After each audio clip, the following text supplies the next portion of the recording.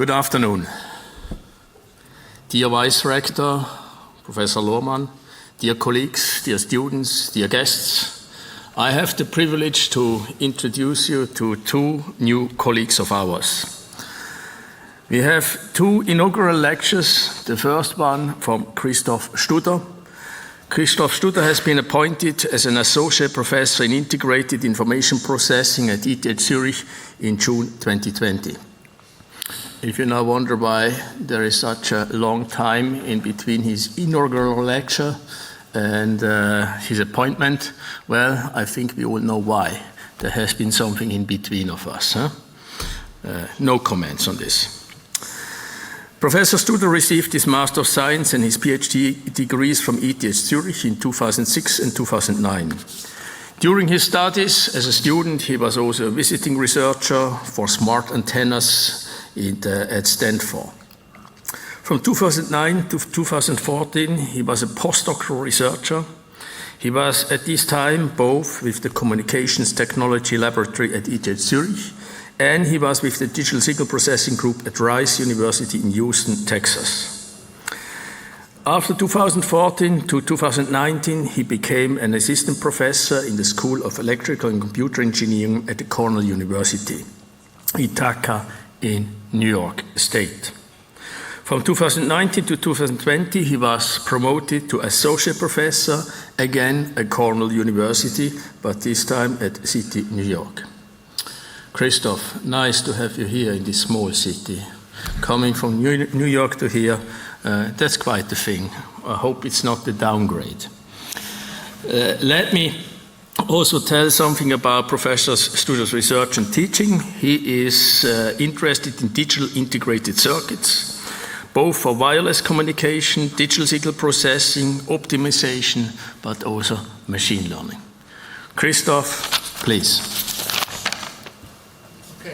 Thank you very much. I hope the microphone is working.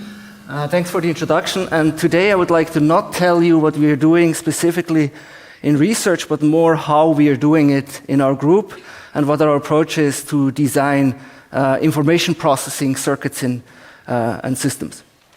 So let me start first explaining to everybody what is information processing. And just think about this. You have a set of letters. But in principle, this could be any source of data. This could be images, videos, audio, could be sensor measurements, and so forth. And what you would like to do is you would like to do something with this. In particular, you would like to extract information from this that is of interest. In this case, it looks like a big mess. So think about the processing itself looks like a meat grinder. You put the information in, you have to turn the crank, and after a little bit of work, you basically get what you expected. And in this case here, it's a very simple information processing. It basically gets the words that you were looking for. But in general, what you have here is this meat grinder is an algorithm that takes the data, processes it, and creates what you would like to have at the output. So this is the information processing part. Now the question is, what are integrated circuits? And maybe not everybody in here knows what that is. I mean, some familiar faces, of course, know it, but not everybody. And basically, everybody probably has a mobile phone in their pocket. If you open the mobile phone, then it's broken, but you can also see what's inside. Of course, you can see here, and if you focus on one of these little pieces here and have a closer look, you can see these black squares. And each of these ones contain an integrated circuit. This one here is a mobile phone processor. It's not for playing the computer games, it's more for the communication purposes. And these integrated circuits that is shown on the right here consists of billions of transistors in this case. So they're very complicated systems that implement algorithms that are required to do the information processing. So this is kind of like what you should keep in mind when we talk about integrated circuits. Now, when people develop information processing systems using integrated circuits, the standard approach is relatively boring. Basically what you do is you start with an application of your interest. For example, here I'm showing 6G, so this is the 6th generation of wireless systems. Currently, I think we've been using 5G, but 6G is what's coming in maybe 5 to 10 years. So there's an application. And then for this application, people start developing new theory. So basically there's a research team or people in industry, they develop new theories for new things that could be possible in practice. And if there's some established theory, like some promising new techniques that you can do, there are usually a separate team or another team that takes the theory and tries to build algorithms that do the information processing that is required. And then after a while, there are people taking the algorithms and just try to implement them into architectures. And architecture is basically a set of blocks that tell you how to process the information, in what sequence and what exactly you need to do. And then finally, another team will integrate this architecture into circuits. And the way this is typically done is really by completely separate teams. So the theory is separate, algorithms is separate, architecture is separate, and the integrated circuit is separate. And it's typically a linear progress from the theory to the integrated circuits. But you can imagine that this is in practice much more complicated. It's not a linear process. There's many forth and back that you should do, but it's actually currently not done that often in practice. And this is really how we are doing information processing with integrated circuits. We jointly optimize and jointly implement all of these at the same time. So we don't just go linear through these individual steps, but we look at the theory, we develop new algorithms, we develop architectures, we optimize the algorithms, we go back to the theory, and so forth. So it's a forth and back, it's a non-linear process, and it's basically considers all the aspects to do the implementation in this case. So you can see there's a different approach which takes everything into account by a single team that does it. And to show you how useful this is, or what this leads to, I will show you a very simple example. It's not the most recent one, but I think it's a good example that illustrates the process we are following in my research group. And let's start with a very simple application. So this is single user communication. And imagine you have on your right, you have a mobile phone, and on the left is basically a simplified version of a base station. So if you make a phone call, you typically connect to a base station, and the base station in this case here has 4 antennas. So you can see here the antennas. And when the mobile phone transmits information, for example, in this case, the mobile phone is transmitting a symbol, we call it S1. What happens is this propagates through the air to the antenna, and while propagating through space, you can see it's attenuated, so you have a prefactor that is smaller than 1, and it can also shift its phase depending on how the waves are propagating in the system. And these are basically then the measurements here that are taken at the antennas at the base station. And now the goal of the base station is to recover S1, so the symbol that is transmitted. And the way this can be done, and it's also done in practical systems, is you take all these measurements and you weight them with a multiplicative factor here, and then you add it all up. And you can see here each of these antennas has a different factor, and these factors are taken in order to maximize the signal quality. And then if you do everything right, you get an estimate of the transmitted symbol. So this is a very simple task that these systems are implementing.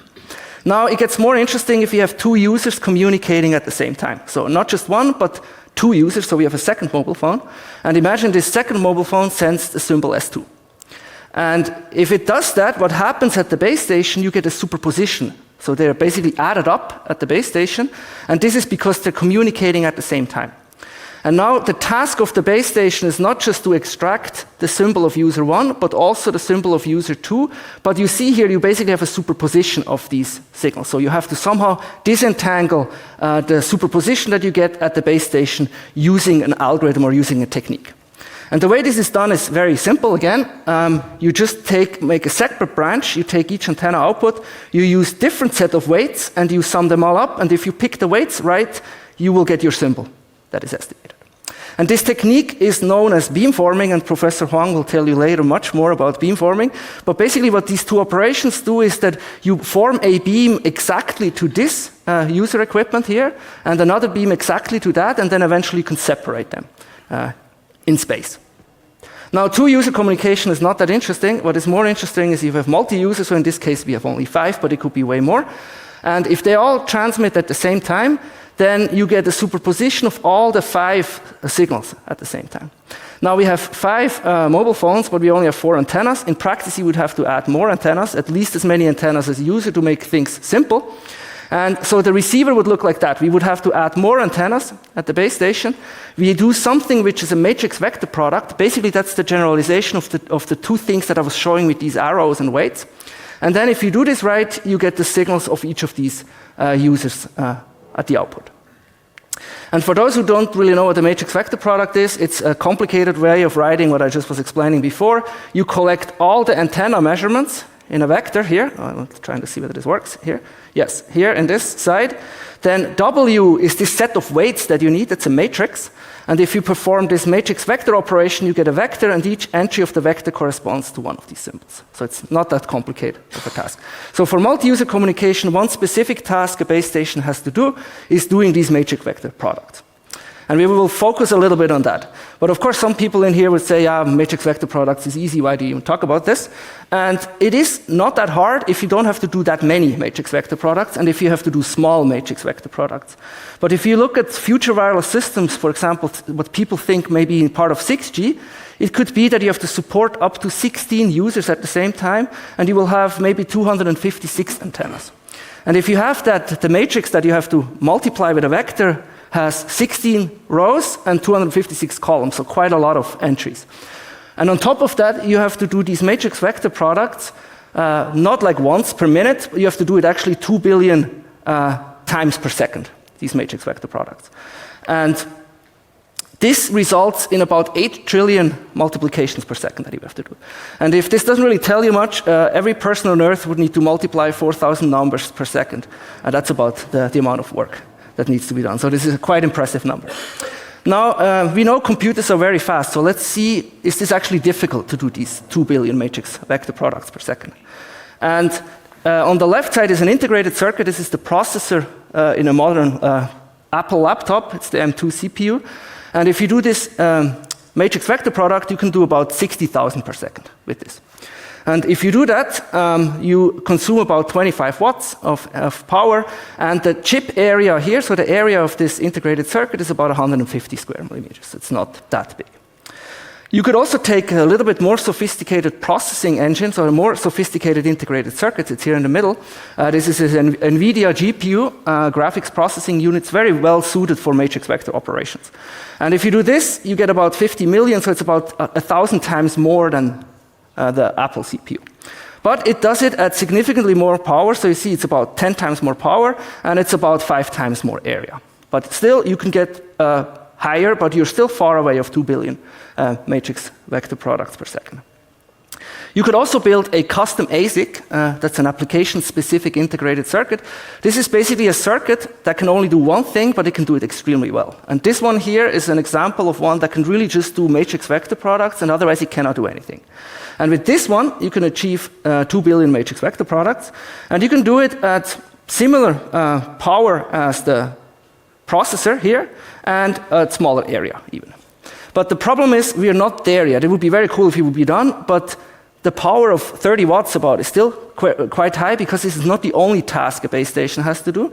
And the silicon area of 27 square millimeters is also not that small. So it's still quite a burden to do. So the task is not yet finished. So how can we improve efficiency? How can we make these matrix vector products more efficient? And one way is we don't do it accurately. So we do it a little bit approximately, and then we can save, hopefully, power and area. And I'm going to explain a simple method, but the way it's actually done is kind of the same, but I break it down a little bit. But basically, we have our matrix with the weights in there. Remember, these were these weights that we took to compute these received vectors. And we just quantize the entries to -1 and 1. And then, since there is some scale in it, we multiply each of these rows with a specific scale, and we say this is about, if I multiply these two matrices, I get roughly this matrix. It's a very crude approximation. So you first calculate this matrix, then you quantize, you absorb the scale. That's more or less what you do. And the reason why you do this is if you multiply a vector here from the right, this matrix here is only plus and minus one entry, so you do not need any multipliers. You can do everything just with plus and minus, with additional subtractions. And then at the end, you need to scale only a few quantities, in this case here, and then you get the output. So this is really the approach. And the trick is really we don't need any multiplications anymore, and multiplications are more complicated than additions and subtractions, so this should be more efficient. So before I'm going to show you how much this saves in area, let's see whether this even works, like in terms of can we even transmit information over the air. And what I'm showing here is two things. The black squares are the transmitted symbols. Remember the S1? The S1 can be one of these 16 black circles, black squares. and the blue circles is what you receive after the signal goes through the channel and is affected by noise. And you can see here, if you receive one of these points here, it's fairly easy to figure out which was the transmitted symbol. So the number of errors you would do in this case is basically 0 in this case. So all the transmissions will succeed. If you do this naive quantization approach that I was just showing before, you get a pretty big mess. So even if you send, for example, this lowermost symbol, you get a big cloud around it. And what happens is you have now way more transmissions errors. In fact, you have, in this case, you have 2 out of 100 transmissions are completely wrong. You would have to retransmit. This is really not what you would like to do. So this does not work. So maybe we can give up, but I think I wouldn't be here if we could give up, so there's something we can do better than this. And the idea is to not do it in the naive way, to just quantize. The right way is to write down an optimization problem that does the optimum quantization for this specific system. And so we can find the theoretically optimal approximation of this matrix, and we have to solve this optimization problem. It's not about how this really works, I will skip over it, but in principle what I would like to say is this is a difficult optimization problem. It's actually an NP-hard problem, and the key thing that you have to know about these problems is there's no efficient way known how to solve this. And one way you could solve it is you could just try out all possible solutions and plug them in. This is called an exhaustive search, and if you do that, you end up with about 10 to the 77 evaluations of the objective function, and this is a little bit less than the number of atoms in the universe, so there's no way you can do this. So again, we could give up, but on the other hand, we can also see, okay, what can we do? Of course, we can do something clever. And the trick here is now we develop new algorithms. So we cannot solve the algorithm I was just showing before, so we have to develop new algorithms.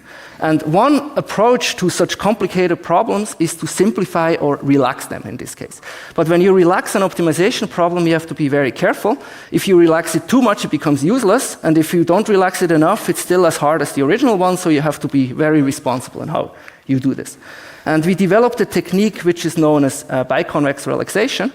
And basically what it does, besides many other things, it takes the discrete set that we had with the plus minus ones, but we relax it to the convex hull, basically just a simplified set, and then we can do gradient descent type techniques to solve this. Again, it's not really important how exactly it looks, but it's basically a very simple method that converges pretty fast. You have to do a few rounds of these computations and you're done. So now let's see how well this does. Again, these are the two results I was showing before. We have the continuous one where we did not quantize, works extremely well. We have the simple, silly quantization, which does not work at all. And this is the BCR quantization. So again, it's binary valued entries in the matrix, but you can see we're basically at the continuous performance in this case. So if you send a symbol down here, you can see you're fairly close. You will not make that many errors. And if you look at how many errors you make 1 out of 10,000 transmissions will be wrong using this technique. So basically we've shown we can use binary valued matrices and get about the same performance as with the full complicated matrices that we had. But now the whole purpose why we did all this is because we wanted to simplify the hardware. So now we have a way of representing this matrix into binary values, but now can we make hardware more efficient? That was the whole goal. And again, let's go back to the 10-bit matrix vector product application-specific integrated circuit. This is the layout of this design. And this would be a 1-bit matrix vector product ASIC. So this would be one that does exactly the computation as shown before with the plus minus 1 and scaling. And you can see it's already significantly smaller. If we look at the exact numbers, the 10-bit implementation, so that's the original one that uses 10-bit for represent every number. We have a 28 watts. You've seen these two numbers and 27 square millimeters. And this one here, you can see we reduce the power and the area by quite a lot. In fact, the power goes down almost by a factor of 4, and the area almost by a factor of 5. Good. Of course, now you can ask, okay, we're done, we have solved the problem, but we're not there yet. I have not yet mentioned any architecture tricks, right? We have only done the algorithms and the theory so far, but no architectures yet. And now it turns out that we can completely redesign the way we are processing these matrix vector products. And the reason, or let me explain this to you first. Conventionally, what you do, you have a set of processing elements. This could be multiply and add units. You have a memory that stores the weights, and then your data goes through, and then you process this matrix vector product. The problem with an architecture like this is typically you have to move the coefficients from the memory to the processing engine, and the movement of coefficients itself is already power hungry, and it's not a good idea. But since we now have this low resolution matrix operations, we can use a paradigm called in-memory computing. It's a fairly recent idea. And the idea is you keep the memory and the processing elements so close to each other that you don't move around the coefficients anymore. And basically what happens in such an architecture, the data, the received vector, would just basically flow through this architecture, and that's the only movement, is the received vectors in this case. And we have taken this idea and actually built something which is called PPAC. It stands for Parallel Processor and Associative Content Addressable Memory. It's not important that you remember that. But basically, it's an architecture that does exactly this. We have storage cells. We have very simple multiplication units that use an XNOR here in this case. We have the means of post-scaling our results. Again, not very important. What is more interesting is how much better is the performance if we use now such an architecture instead of a conventional one. And again, these are the two numbers we had before. So this is for the high-resolution version. This was the 1-bit version with the conventional architecture. And now let's see how well does this 1-bit PPAC work. And the interesting thing is you can get it even lower in this case. So you can see the power goes down even more and the area goes down even more compared. They have exactly the same operations, what they do, these two things. But this is a more efficient architecture. And you can see, compared to the original one, the naive implementation, you get 14x reduction in power, and you get 9x reduction in area. And this is quite acceptable. 2 watts of power is in a regime where it could be acceptable for what you have to do. So you see here, this combines basically two ideas. It combines the in-memory computing paradigm, but also we do bit serial operations. This is something that has been done in the 60s or the 50s, but now it's coming back. So this is basically a bunch of tricks that simplify the task even more.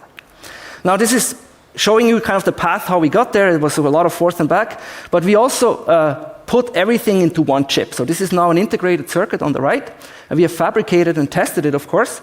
And it's not that big. It's 4 by 2 millimeters.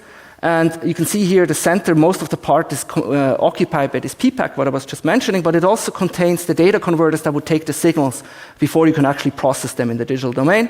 And this chip, even though it's from 2021, still is the record holder in throughput and is still the lowest energy or the highest energy efficiency of all reported designs. It's interesting. And maybe because it's so good, it actually got us a Best Paper Award, but it's not about that. It's just about showing that, yes, we can take all these ideas, build a chip, and really we can show that it achieves what we were promising before. And of course, we didn't just stop there in 2021 and didn't continue. We've actually implemented quite a few more integrated circuits, again, for communication systems. See, the first one is called Garamond, is for millimeter wave. This is if you communicate at very high frequencies. Gezora was a year later, which was for more antennas, basically, and then Mothra was the most recent one, which includes a nonlinear technique. What we've seen before was a linear technique with the matrix times the vector, but this now also includes a nonlinear technique and also a preprocessor that can be used at the same time. So usually it will be done now, but I wanted to add one more thing because it's what you do. And everybody talks about machine learning nowadays, so I have to probably do that too. And they also need help. So they're not super good at everything what they're doing, or they're good, but there are also many people working on it. So let me show you one thing.